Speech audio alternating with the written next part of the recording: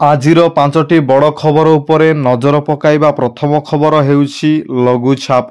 2 ଦିନ ଦକ୍ଷିଣ ଓଡ଼ିଶାରେ ଭାରୀ ବର୍ଷା ହେବାର ସମ୍ଭାବନା ରହିଛି। 5 ଜିଲ୍ଲାକୁ ଅରେଞ୍ଜ ଆଲର୍ଟ ଜାରି କରିଛି ସରକାର। ପାହାଡ଼ିଆ ଅଞ୍ଚଳରେ ଭୂସ୍ଖଳନ ହେବାର ଆଶଙ୍କା ରହିଛି। ପ୍ରବଳରୁ ଅତି ପ୍ରବଳ ବର୍ଷା ଆଶଙ୍କା ଥିବାରୁ ଏସବୁ ଜିଲ୍ଲା ପାଇଁ ଅରେଞ୍ଜ ଆଲର୍ଟ ଜାରି କରାଯାଇଅଛି। ଯେମିତି ନୂଆପଡ଼ା, କଳାହାଣ୍ଡି, ବଲାଙ୍ଗୀର, କନ୍ଧମାଳ ଓ ଗଞ୍ଜାମ ଜିଲ୍ଲାରେ ବି ପ୍ରବଳ ବର୍ଷା ହେବାର ସମ୍ଭାବନା ରହିଅଛି। 2 ନମ୍ବର ଖବର, ରାଜଧାନୀକୁ ବାର୍ଡ ଫ୍ଲୁ ଭୟ। କିଛି ଦିନ ଚିକେନ ନ ଖାଇବାକୁ ମେୟରଙ୍କର ପରାମର୍ଶ। ଚିକେନ ଖାଇବା ଦ୍ୱାରା ବାର୍ଡ ଫ୍ଲୁ ରୋଗ ହେଉଛି, ତେଣୁ ସରକାର କହିଛନ୍ତି କିଛି ଦିନ ଚିକେନ ନ ଖାଇବା ନିମନ୍ତେ। ଆଉ 3 ନମ୍ବର ଖବର ହେଉଛି ରାଜ୍ୟରେ ପ୍ରଧାନମନ୍ତ୍ରୀ ଉଚ୍ଚତର ଶିକ୍ଷା ଅଭିଯାନ ପିଏମ୍ଉଷାର ଶୁଭାରମ୍ଭ ହୋଇଛି। କୃଷି ଭବନରେ ଶୁଭାରମ୍ଭ କରିଛନ୍ତି ମୁଖ୍ୟମନ୍ତ୍ରୀ ମୋହନ ଚରଣ ମାଝୀ।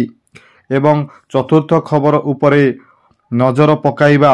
ଆଇନ ଶୃଙ୍ଖଳା ପରିସ୍ଥିତିକୁ ନେଇ ସରକାରଙ୍କୁ ଘେରିଲେ ନବୀନ। କହିଲେ ଯେକୌଣସି ପରିସ୍ଥିତିରେ ଓଡ଼ିଶାରେ ଶାନ୍ତି ବଜାୟ ରହିବା ଦରକାର। ରାଜ୍ୟରେ ନୂଆ ସରକାର ଆସିବା ପରେ ଗତ କିଛି ଦିନ ହେବ ରାଜ୍ୟର ବିଭିନ୍ନ ପ୍ରାନ୍ତରରେ ସାମାଜିକ ବିଶୃଙ୍ଖଳାମାନ ଘଟି ଚାଲିଛି। ବିଶେଷ କରି ସମ୍ପ୍ରଦାୟ ମଧ୍ୟରେ ବିଶୃଙ୍ଖଳା ବଢ଼ିବାରେ ଲାଗିଛି, ଯାହାକୁ ନେଇ ଆଜି ବିଧାନସଭାରେ ମୋହନ ସରକାରଙ୍କୁ ଟାର୍ଗେଟ କରିଛନ୍ତି ବିରୋଧୀ ଦଳ ନେତା ତଥା ପୂର୍ବତନ ମୁଖ୍ୟମନ୍ତ୍ରୀ ନବୀନ ପଟ୍ଟନାୟକ।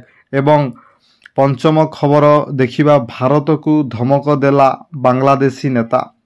ବାଂଲାଦେଶରେ ଆୱାମୀ ଲିଗ୍ ସରକାର ଭାଙ୍ଗିବା ପରେ ପୂର୍ବତନ ପ୍ରଧାନମନ୍ତ୍ରୀ ଶେଖ ହାସିନା ଭାରତରେ ଆଶ୍ରୟ ନେଇଛନ୍ତି। ବାଂଲାଦେଶରେ ନୋବେଲ ବିଜେତା ଶେଖ ୟୁନୁସଙ୍କ ନେତୃତ୍ୱରେ ଅନ୍ତରୀଣ ସରକାର ଚାଲିଛି। ଏହି ଅନ୍ତରୀଣ ସରକାର ଖାଲିଦା ଜିଲ୍ଲାର ବାଂଲାଦେଶ ନ୍ୟାସନାଲ ପାର୍ଟି ବିଏମ୍ସିରେ ପ୍ରମୁଖ ଭାଗିଦାର ରହିଛି। ଶେଖ ହାସିନାଙ୍କ ପ୍ରତ୍ୟର୍ପଣ ପାଇଁ ବିଏମ୍ସି ଭାରତ ଉପରେ ଚାପ ପକାଉଅଛି। ଏମିତି ବଡ଼ ଖବର ଦେଖିବା ପାଇଁ ଆମ ଚ୍ୟାନେଲକୁ ଦୟାକରି ସବସ୍କ୍ରାଇବ କରନ୍ତୁ, ସପୋର୍ଟ କରନ୍ତୁ।